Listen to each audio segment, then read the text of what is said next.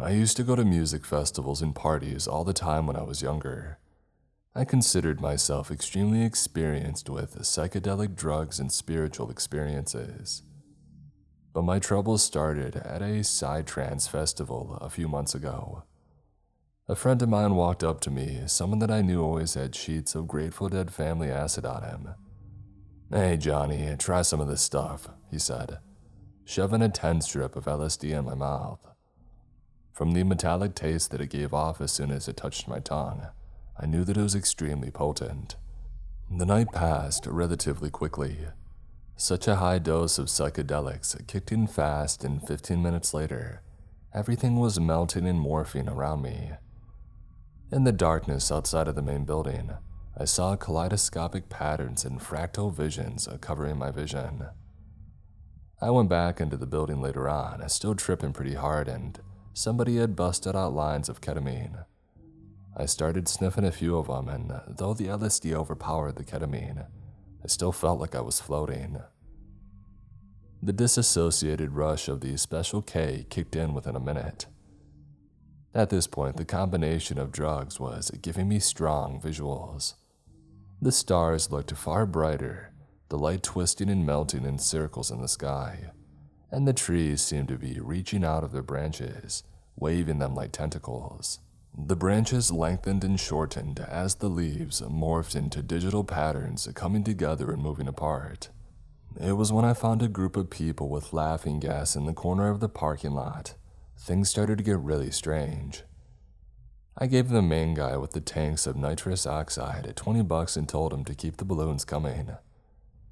As soon as I had inhaled the strange taste of the nitrous oxide, the dozens of people all around me stopped what they were doing. They stood perfectly in place like they were mannequins. What the heck is going on? I thought to myself, but I couldn't move my mouth. Time had completely stopped. The combination of LSD, ketamine, and nitrous oxide all at once was able to freeze a moment for what felt like 30 or 40 seconds. But sounds kept coming into my ears, slowed down like whale calls but still recognizable as words. I didn't know where they came from, but somehow I knew they weren't being spoken by the people around me. "Hey, Johnny," the voice said to me, deep and stretched out over many seconds. As the people unfroze from their mannequin-like stances and time started to move forward again, I heard the voice finish speaking. "Times 1. It said in the same deep and slow voice. It almost looked like a VCR had been paused, and then started up slowly over a period of a couple seconds. It even had a slightly grainy, otherworldly texture when the moment it paused. I had another balloon pass to me a minute later, and deciding for the sake of science to try to replicate the experience, I took the slightly metallic gas back into my lungs. Yet again, time stopped. One woman had done too much nitrous oxide and was in the process of falling over. She hung there like some sort of painting, her feet hanging a few inches off the ground, her body twisted at a 45-degree angle. "He is back," the voice said this time. "Times 2. Running through the crowd of frozen mannequins, I saw a blur of visual trails following behind something huge, but I couldn't make out what could be moving at such a superhuman speed. Before I could look closer, the mental dam shattered and time started flowing forwards again. "Crap," she fished out, one hippie-looking man to my right said, laughing. The woman finished falling and the echo of the deep ethereal voice had disappeared. A few of the partygoers went to check on the woman. She brushed herself off, giving a shy half smile and receding back into her circle of friends. It was on the third balloon that I encountered what was running between these people in the moments of frozen time. As I inhaled the balloon and every person froze, the voice from nowhere instantly had started. I could see tiny dust mites in the lights, a bat circling in the trees who was stuck hovering in a way impossible for bats, a leaf falling from a branch that had just stopped, along with the wind that blew it. "Last time," it said. ×3. This time, I paid as much attention to the movement in the frozen moment of time as I could. Between the bodies of these statuesque partygoers, I saw a monstrous spider creature crawling at a superhuman speed. It faced towards me for a brief period, making eye contact. Its eyes looked pure white, like the cataract-covered eyes of a blind man with a hint of pale blue underneath. It opened its mouth and revealed a mouthful of extremely human-looking teeth. It stopped as soon as it saw me looking at it, opening its maw wide. Hundreds of straight, bleached white teeth extended far back into its mouth. It stood far taller than the people around it, its crooked legs writhing, flexing and extending, as its central body shimmered in the blackness. A dark red hourglass ran along its back. It crouched down low, hissing at me. "You're not supposed to be here," it said in the same low, slowed-down voice as before. Its teeth chattered as it spoke, its mouth opening and closing in a chittering way that didn't match the words that came out of its insectile throat. It turned away from me, sinking its jaws into a man in a tie-dye shirt that was frozen in a chair.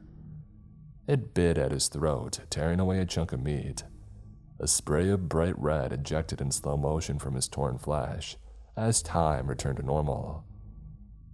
With a blur, the spider monster fled into the forest beyond, the still leaves of the trees looking to shatter like ice when it ran through.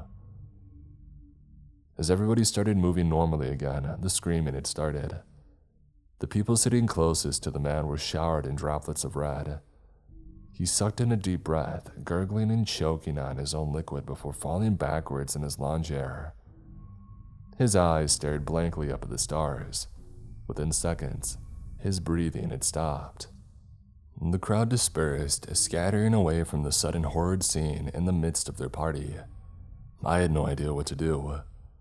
Out of a deep, uneasy curiosity, I started walking in the direction that I had seen the creature go when time had stopped. Some people behind me were still shrieking in terror, while others had taken the man out of the chair and were trying to stop the bleeding and provide CPR.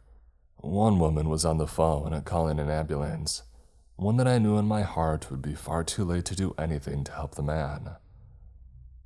I ran into the woods, seeing the silhouette of the monstrous spider creature disappearing far ahead of me.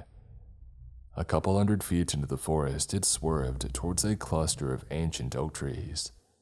The roots separated and it squeezed its body into the newly formed opening, disappearing right before my eyes. I went forward, looking at the spot where the creature had gone underground, but now it was just solid tree roots and brush. From behind me, I heard a slight rustling. Turning around, I saw a pure black humanoid shape without any features standing there, like a black hole in the dark scenery of the woods. "You aren't supposed to be here," it said in a low and growling voice. "What was that?" I asked, my heart thudding in my chest. "There are things between the moments you experience that you aren't able to comprehend," it said. "Leave and never return to the stream of frozen time, or it'll come for you too. ×4 will be your last moment in this world." I did as he said, feeling his eyeless gaze following me out as a flood of police and ambulance sirens filled the parking lot. I left immediately, never looking back. I didn't tell anyone there what had happened. When I hear of people going mysteriously missing without bodies ever being recovered, or freak accidents that can't be explained, I wonder how many of them are due to these creatures between the moments of time that we experience, eating the bodies or ripping out their throats. I wonder if even more horrifying creatures exist between moments of time that would drive me insane simply to look at them. Needless to say, after that, I never used psychedelics again. I had already seen too much.